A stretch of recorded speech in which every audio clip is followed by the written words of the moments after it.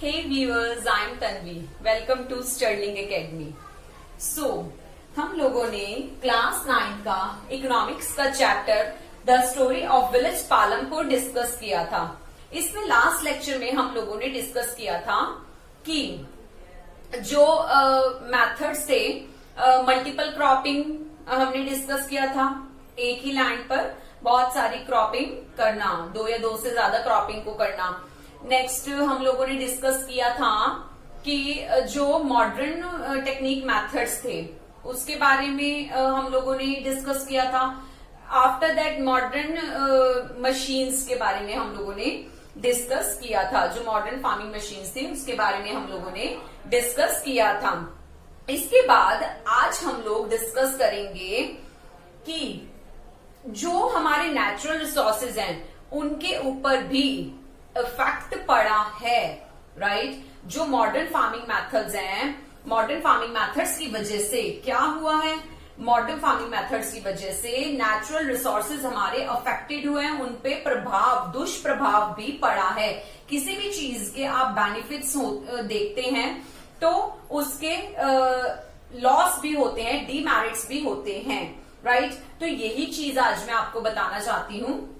इसके डीमेरिट्स या natural resources पर हमारा बैड इफेक्ट पड़ा है। देखिए, first point, land is a natural resource, ये तो आप सब जानते ही हैं। It is necessary to be careful in to its use but affected by modern farming method. But जो मॉडर्न फार्मिंग मेथड है इसकी वजह से हमारे लैंड पर बहुत अफेक्ट पड़ा है, राइट। हमें इस जो लैंड है ये बहुत प्रीशियस हमारे लिए थिंग है और इसकी हम जो यूज करना है हमें वो बड़ा केयरफुली यूज करना है, बट इसके ऊपर बैड इफेक्ट पड़ा है। नेक्स्ट देखिए, लॉस ऑफ सॉइल फर्टिलिटी। जो लैंड की सॉइल है उसकी जो उपजाऊ क्षमता है वो भी कम हो गई है due to increase use of chemical fertilisers. जब हम केमिकल्स का यूज करते हैं, केमिकल फर्टिलाइजर्स का यूज करते हैं अपनी क्रॉपिंग के लिए, अपनी फार्मिंग के लिए, तो उससे क्या हुआ है, जो हमारी फर्टिलिटी है सॉइल की वो क्या हो गई है, धीरे धीरे कम हो गई है। Next, over use of tubewell irrigation has reduce the water table below the ground. हम ज्यादा से ज्यादा इरिगेशन जब हम कर रहे हैं उससे क्या हो रहा है, ग्राउंड लेवल का जो वाटर है, ग्राउंड वाटर जो है उसका लेवल क्या हो गया है, बिल्कुल कम हो गया है।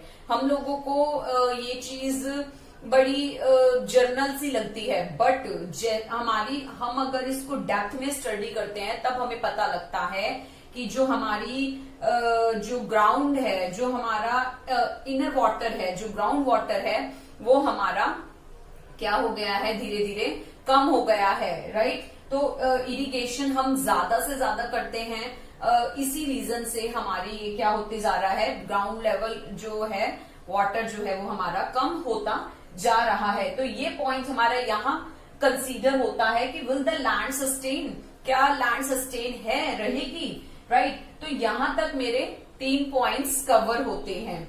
इसके बाद यही बात इससे रिलेट क्या करते हैं हम कि अगर हम इतना ज्यादा मॉडर्न फार्मिंग मेथड्स को यूज करते रहे तो जो हमारे एनवायरमेंटल रिसोर्सेज हैं इनको हम रिस्टोर क्या कर पाएंगे, क्या हम इनको रिस्टोर करने में सक्षम रहेंगे, यही चीज मैं आपको समझाना चाहती थी। इस टॉपिक में यहां तक हमारी ये बात फिनिश होती है। इसके बाद जो हमारे फैक्टर ऑफ प्रोडक्शंस हैं, लैंड, लेबर, ह्यूमन और कैपिटल, इसके साथ हम इसको रिलेट करते हैं। जो हमारे मेथड्स हैं, जो हमारी टेक्निक्स हैं, राइट, जो हमारी मल्टीपल क्रॉपिंग है, इस चीज को हम इससे रिलेट करते हैं। इससे हमारे नेक्स्ट जो पॉइंट है, how is land distributed between the farmers of Palampur, ये सारे पॉइंट्स जो हैं ये हमारे कवर होंगे कि किस तरीके से जो पालमपुर के फार्मर्स हैं उनको लैंड की डिस्ट्रीब्यूशन की गई है, क्या इक्वली की गई है, क्या नहीं की गई, राइट। यहाँ पर पालमपुर जो विलेज है यहाँ पर लेबर प्रोवाइड की गई है, तो कैसे की गई है, कैपिटल की जो जरूरत होती है फार्मिंग में वो कैसे इनकी नीड पूरी होती है, और जो सरप्लस आइटम्स होती हैं उसका ये क्या करते हैं। तो अब हम इस चीज में आगे चलते हैं। देखिए, सबसे पहले हम फैक्टर ऑफ प्रोडक्शन के अंदर लैंड को रिलेट करते हैं। सबसे पहला जो मेन बेसिक पॉइंट है हमारा लैंड है, तो इसको रिलेट करते हैं। आइए देखें कैसे। Let's see land distribution.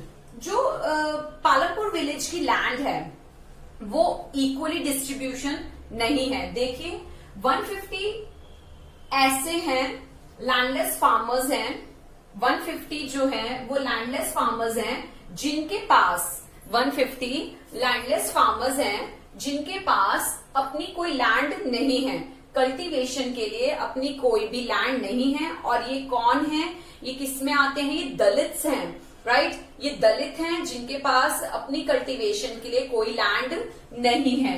Next देखिए 240 स्मॉल फार्मर्स हैं। जो 240 हैं वो स्मॉल फार्मर्स हैं जिसमें जिनके पास 2 हेक्टेयर से कम लैंड है और अपनी बेसिक नेसेसिटीज को भी वो फुलफिल बहुत मुश्किल से कर पा रहे हैं, राइट। 2 हेक्टेयर से जो लैंड है वो बहुत कम है।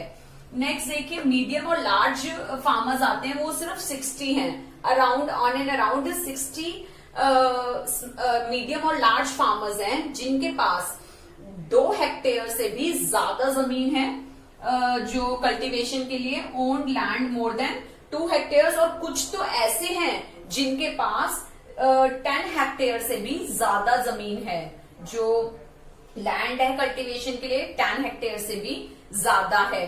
तो हमने देखा लैंड के एग्जाम्पल से कि किस तरीके से जो हमारे पालमपुर विलेज के फार्मर्स हैं उनको इक्वली डिस्ट्रीब्यूशन लैंड की जो है इक्वली डिस्ट्रीब्यूशन नहीं किया गया। अब बात करते हैं लेबर की। देखिए लेबर की बात करते हैं। लेबर फार्मिंग के लिए हार्ड वर्किंग लेबर की जरूरत होती है।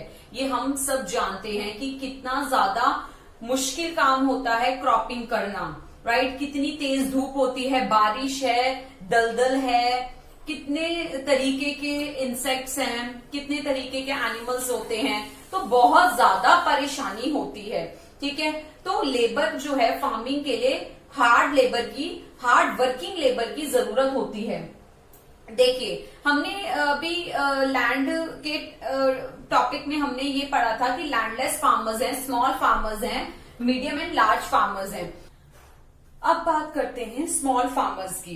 लैंडलेस फार्मर्स की हम लोगों ने बात की, राइट, कि जो लैंडलेस फार्मर्स हैं उनके पास तो अपनी फार्मिंग करने के लिए जमीन भी नहीं है। स्मॉल फार्मर्स जो हैं उनके पास 2 हेक्टेयर से कम है, जो फार्मिंग के लिए जो लैंड है वो 2 हेक्टेयर से भी कम है। तो वो क्या करते हैं, अपनी फैमिलीज को अपनी लैंड पर लगा लेते हैं फार्मिंग के लिए और उससे उनका गुजारा चल जाता है, राइट। तो इससे क्या था कि उनकी जो नीड्स हैं वो फुलफिल हो जाती हैं।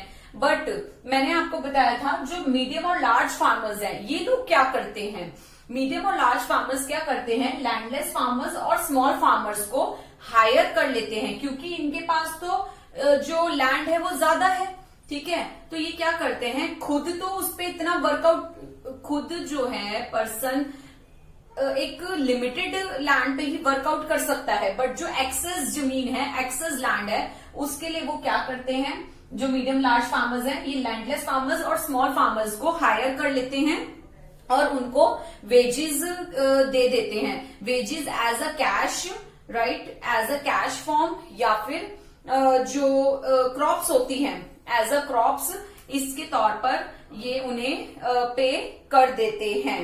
तो ये हमने बात की थी लेबर की। अब हम इसके बाद चलते हैं पालमपुर विलेज की एम्प्लॉयमेंट ड्यूरेशन, राइट, कि एम्प्लॉयमेंट जो ड्यूरेशन है वो फार्म लेबर्स की फिक्स्ड है या नहीं है, ये हम इसके बारे में अब बात करते हैं। देखिए ये जो एम्प्लॉयमेंट ड्यूरेशन है ये हम कैसे रिलेट करते हैं, farm labourer can be hired for whole year. जो फार्म लेबरर है पालमपुर विलेज के, जो फार्म लेबरर है वो या तो होल ईयर के लिए हायर की जाती है या फिर फॉर वन फार्म एक्टिविटी, किसी एक ही एक्टिविटी के लिए की जाती है, या सिर्फ एक दिन के लिए ही की जाती है। राइट, यही रीजन है, that's the reason in Palampur village among farm labourer tough competition for farming activities. ये जो फार्मिंग एक्टिविटीज है इसके लिए बहुत ज्यादा टफ कंपटीशन है। यही चीज तो मैं आपको बता रही हूं कि जो एम्प्लॉयमेंट ड्यूरेशन पीरियड है ये फिक्स नहीं है। हो सकता है कि एक साल के लिए काम अगर है तो एक साल के लिए भी इनको हायर किया जा सकता है, अगर काम नहीं है तो एक दिन या एक ही एक्टिविटी के लिए इन्हें हायर किया जा सकता है। मैं आपको इसका एक एग्जाम्पल से लेकर चलते हैं, जैसे डाला और रामकली।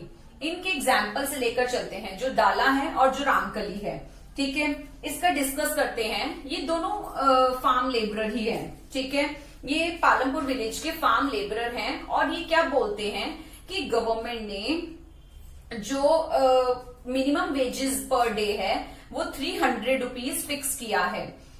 डाला और रामकली कहते हैं कि गवर्नमेंट ने 300 रुपीज पर डे के अकॉर्डिंग जो मिनिमम वेजेस है, मिनिमम लेबर वेजेस हैं, वो पर डे के अकॉर्डिंग इतना फिक्स किया है। बट इन्हें कितना मिलता है? इन्हें ऑन एंड अराउंड 160 रुपीज मिलता है।